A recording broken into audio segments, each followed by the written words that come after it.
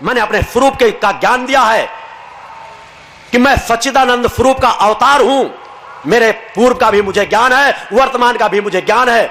मगर बचपन में किसान परिवार में जन्म लेकर के मैंने किसी राजघराने में अपने जन्म लेने के लिए प्रयास नहीं किया।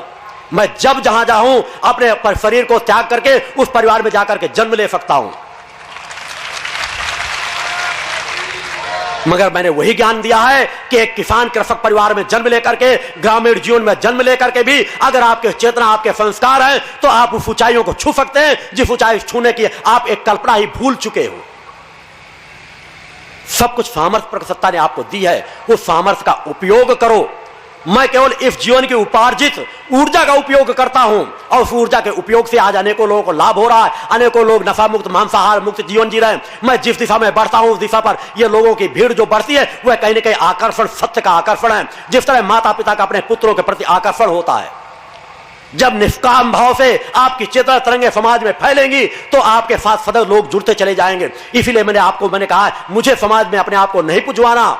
मेरे जीवन का भविष्य का लक्ष्य निर्धारित है। मेरा अधिकांश समय एकांत साधनाओं में गुजरेगा। जो कुछ वर्ष मेरे पास और शेष हैं उन वर्षों का सदुपयोग कर लो।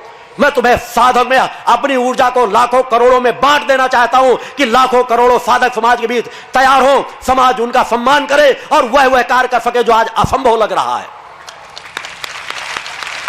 मेरा लक्ष्य यज्ञ साधनाओं से जुड़ा है। मैंने समाज के बीच वह यज्ञ किए थे।